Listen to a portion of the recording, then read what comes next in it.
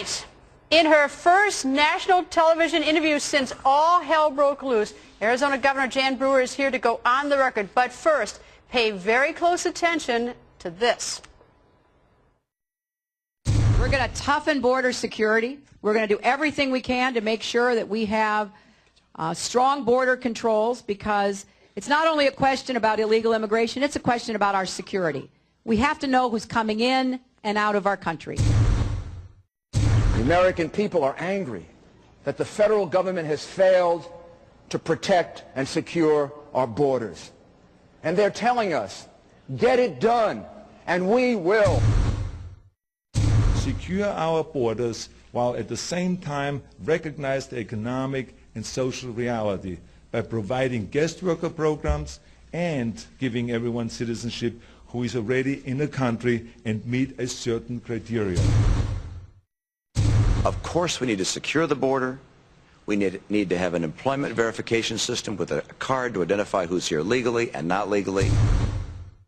And I will make it a top priority in my first year as president, not only because we have an obligation to secure our borders and get control of who comes in and out of our country, not only because we have to crack down on employers who are abusing undocumented immigrants instead of hiring citizens, but because we have to finally bring undocumented immigrants out of the shadows.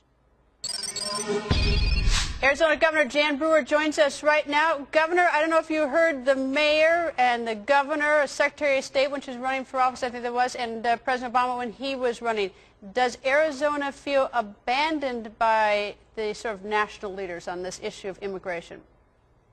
Well, we do, Greta. You know, we have been fighting this issue, this problem that's facing Arizona probably for the last 15 years. And now, since I've been governor since last January, I have written numerous letters to the administration in regards to securing our borders with absolutely no response. So I've been facing this crisis, and it's devastating the people of Arizona. And I feel, as governor, I have a responsibility to protect the citizens. We've been inundated with criminal activity. It's been outrageous.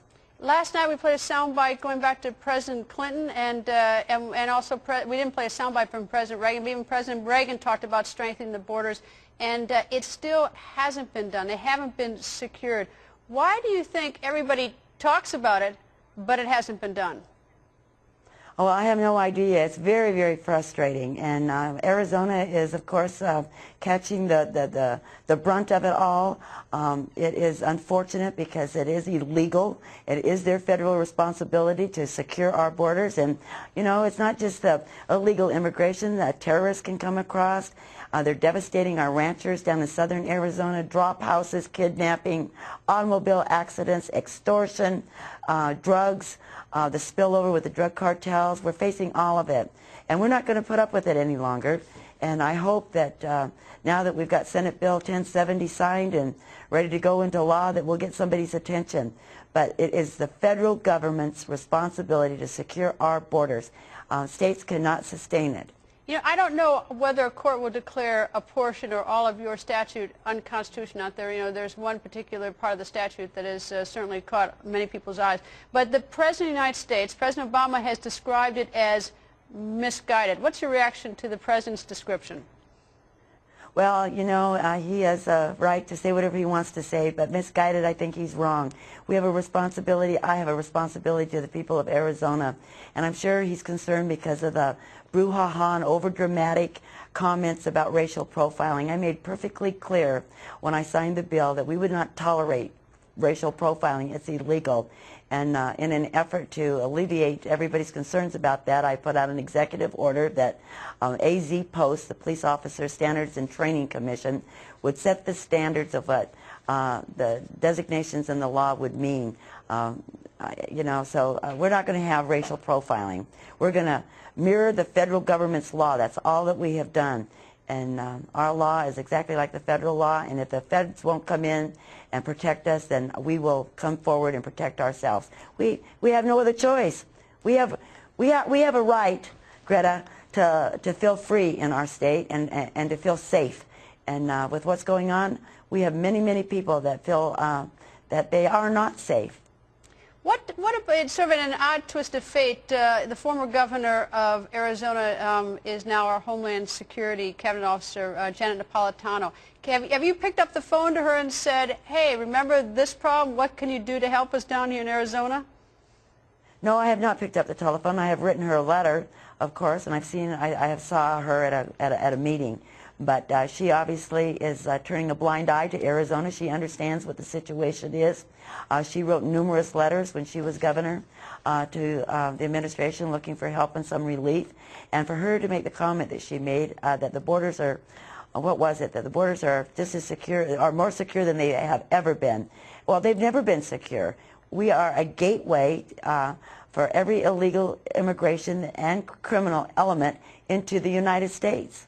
Do you think she believes that, or is that political, her statement? I mean, have things changed dramatically since she was governor? And do you think she truly believes the borders have gotten stronger down in Arizona? Or why would she make that statement, in your opinion? Well, I think they don't want to address it. You know, probably politically, I believe that they want the multitudes. We know politically that registration, voting numbers tend to lean towards a Democratic edge, probably more than they do Republican. And for whatever the reasons, they certainly do not address the issue in Arizona. And it is very, very frustrating. It's interesting. You know, 70% of the people, not only in Arizona, but 70% of the people throughout the United States agree that they have the responsibility to secure our borders. And, you know, they've been saying it for years now that they're going to secure the borders, they're going to secure the borders, and no one secures the borders. And we live with it day in and day out. And we're not going to tolerate it anymore. What about the calls for a boycott? There have been some cities that have suggested a boycott. We're going to have a member of the Los Angeles City Council on in a moment who is going to seek a boycott of LA official business from your state. What do you say to the people who want boycotts? Well, I think that's really unfortunate that they come forward and talk about boycotting the state of Arizona for wanting the law to be upheld. The bottom line is that when they call for boycotts, then they're hurting everybody here that is legal, the citizens of Arizona. So it's an unfortunate situation. But I will tell you, people won't want to come to Arizona if we don't have a border security measure put into place, because they want to travel through Arizona. They want to bring businesses to Arizona. They want to be safe. And it's illegal. I think that's the whole question. It's illegal to cross the border without having papers. And we have over 1,000 illegal immigrants coming across the border a day. And of those that are apprehended, 87% of them have criminal records. So they're using up our school dollars, they're using up our hospital dollars, they're using up our court dollars, and they're using up our incarceration dollars. And the feds don't even respond with the SCAP dollars, which they are also, again, responsible to pay for the incarceration of these people. Arizona cannot afford to take care of these people. They're illegal. We need to secure the borders, and then we need to address some kind of immigration reform. And I don't support amnesty, but we need to address the issue of how we're going to be able to keep the commerce open between Mexico. Mexico is our largest trade partner here in the state, and so we want to have a good commerce relation, but we can't sustain the illegal activity and the services that they demand. Let me ask you a situation. I'm trying to understand, the breadth of your statute a little bit. I've read it, but I want to try to understand the interpretation. If someone is standing on a street corner, not doing anything sinister, anything suspicious, just standing there, under your statute, may a police officer come up and say, produce proof that you have a green card or that you're a citizen? Can you just come up and demand that information? No, absolutely not. There has to be reasonable suspicion, probable cause. It's very clear. The hysteria and the misinformation that has been put out has just been alarming, to say the least. Certainly, if there's reasonable suspicion, just like currently, they would ask for identification. And it is a federal law, of course, if you're an immigrant here, to carry your documentation with you. If you don't have it, and if you are arrested, then you will have to prove that you are a citizen, and if you're not, you will be deported. How about any other governors call you up and say, dumb idea, great idea? Any other governors standing by you, or even opposing you? Well, I spoke to Governor Schwarzenegger today, and I have a call into Governor Perry. I spoke with Governor Richardson because we are the border governors. What did Richardson and Schwarzenegger, those governors, have to say about it?